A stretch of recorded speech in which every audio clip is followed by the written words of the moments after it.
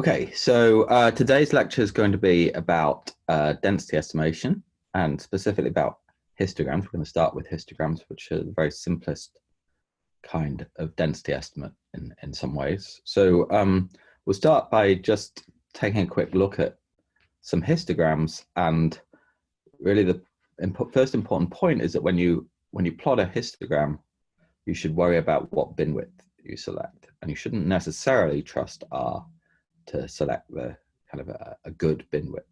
So let's, in this reading here, I'm going to just take a look at some histograms. So this is a histogram of the cell cycle data set we looked at earlier, or one of the genes.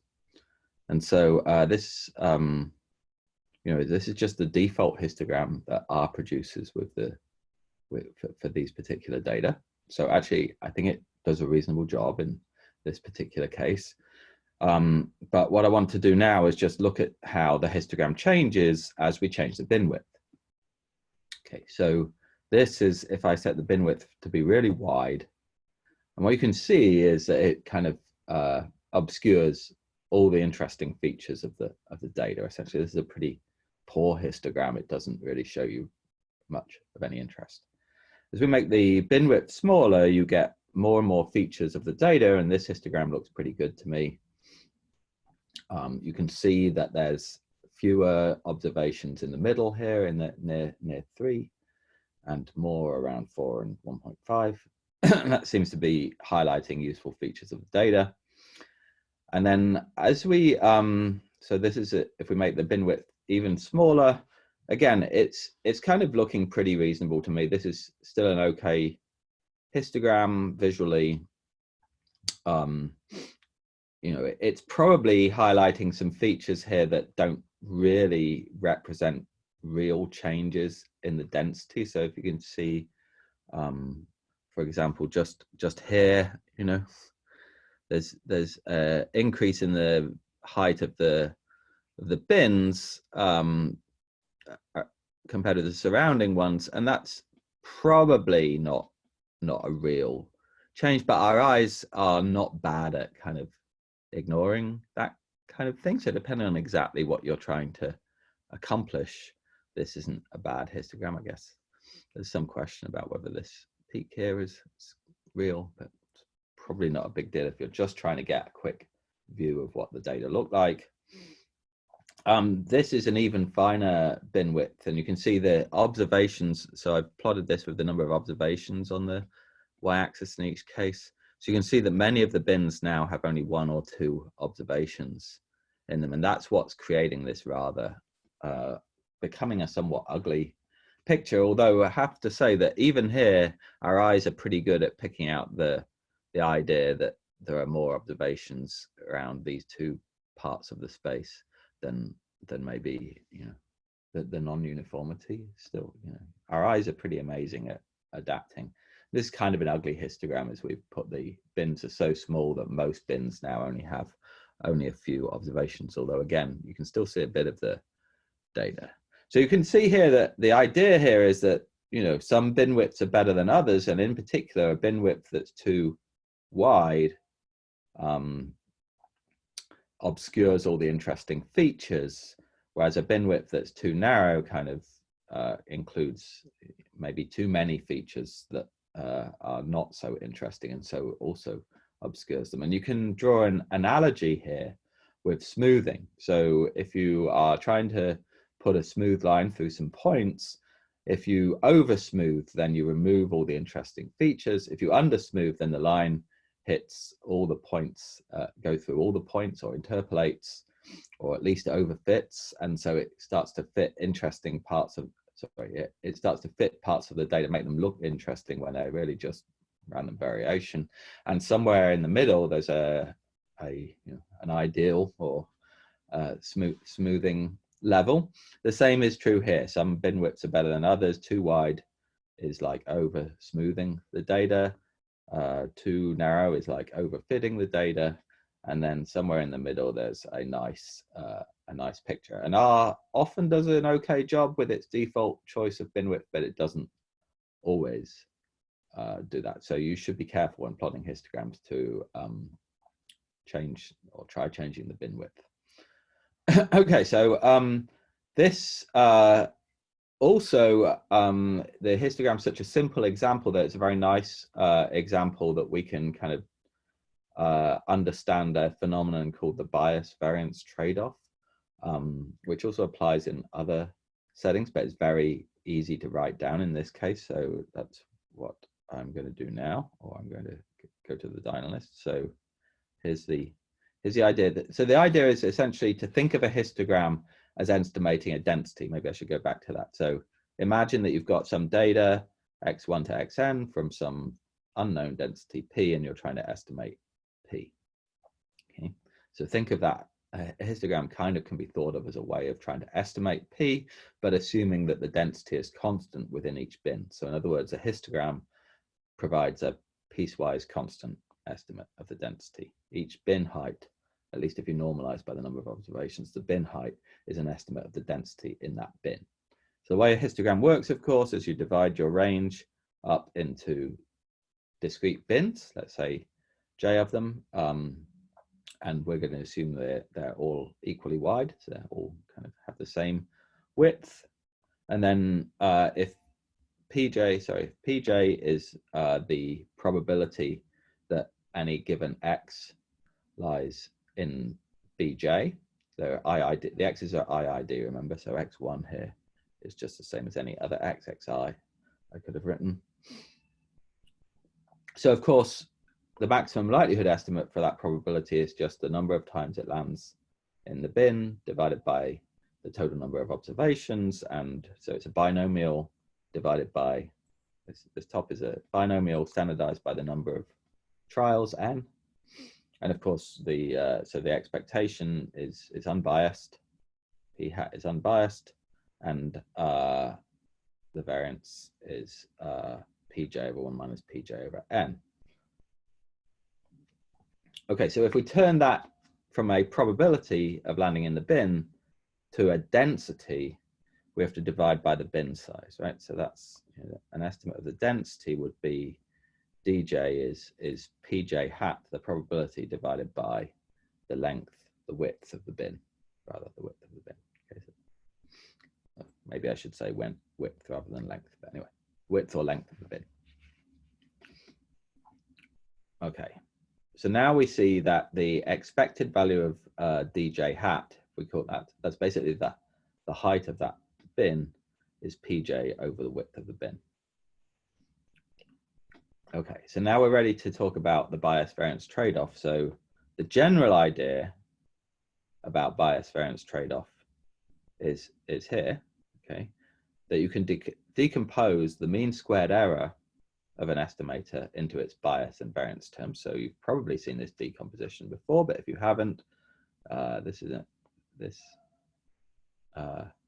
formula here. Theta hat is an estimate of some quantity theta, or an estimator of some quantity theta. And so this term here is the bias, and this term, second term, is the variance. So this term here is the bias, or actually the bias squared, and this term is the variance. So you can write the mean squared error of an estimator as its bias squared plus its variance. And one big picture idea that I'm trying to get across today is that there's often a trade-off between bias and variance. So estimators, when you're choosing between estimators, often you can make the bias smaller at the cost of making the variance bigger, or you can make the variance smaller at the cost of making the bias bigger. And there's some kind of happy medium where you minimize the mean squared error, so you get the best trade-off between the bias and the variance. And in general, you know, we've looked at lots of regularization problems, or several regularization problems, smoothing, using regression, you know, using penalties to regularize regression. The basic idea is that regularization, the more you regularize, the more you reduce the variance, but you introduce some bias. That's the kind of way, one way of thinking about it anyway. So choosing the right amount of regularization is about choosing the regularization so you minimize this kind of mean squared error. So just to give you an extreme example here, in the regression context, if you just estimated all the regression coefficients to be 0, then there's no variance in your estimate. Your estimate doesn't depend on the data, so there's no variance in it.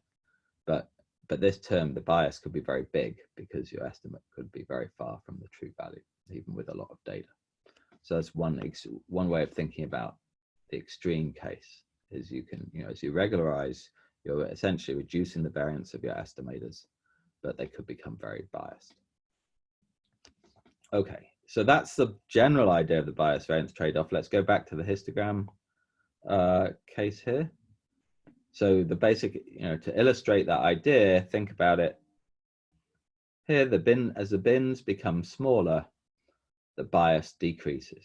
Okay, so think about a bin J around a point X of small width epsilon, well, of width epsilon, let's say. If you're trying to estimate the density at X, okay, then as epsilon tends to 0, you get an unbiased estimate, right? If epsilon is non-zero, you don't get an unbiased estimate, because if the density is changing near X, your estimate is an average, the histogram for a larger bin. What the histogram gives you is an estimate of the average density near X. So if the density is not changing very much, then that will still be a close to unbiased estimate. And so the intuition is, if the density is not changing very much, you can get away with a bigger bin. But if the density is changing rapidly, then the density in a neighborhood of X may be the average density in a neighborhood of X may be quite different from the density at X, right? The density is changing a lot. So that's where the bias comes in from using a larger bin, is because of that phenomenon. Okay, but for small bins, you also have this variance increasing, because the smaller the bin, the smaller the probability of landing in it, and so the binomial variance gets bigger and bigger. PJ here is the probability of landing in the bin, and BJ is the bin width. So as you make that bin width smaller and smaller, PJ kind of goes down with the bin width, but the denominator term, the BJ squared, goes to 0 faster, and you get essentially an infinite variance as epsilon tends to 0 of that expression. So essentially this is just capturing the fact that as you make the bins very small, you're not going to get any observations in a lot of bins, so you get a very variable estimate. Maybe I should say, as you make the bins very small, you either get 0 estimates, or you'll occasionally get 1, and that's where you're getting the variance from. So you can think of this as a bias variance trade-off. Wider bins give more bias and less variance. And so as you're trying to choose the bin width, or vary the bin width, that's what we're seeing happen, is that we don't know the truth for this particular example, but let's go back to the example here.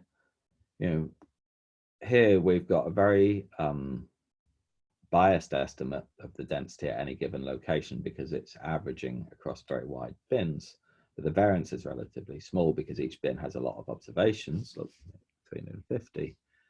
And then, so at some point, maybe here, somewhere here, this kind of range, you're probably minimizing the mean squared error. And then, as you make the wider and wider, your variance is going up and hurting your mean squared error. Okay. So 2 important points. The first point is that when you plot histograms, you should be careful about, or you should investigate, what the effect of the choice of bin width is on the result.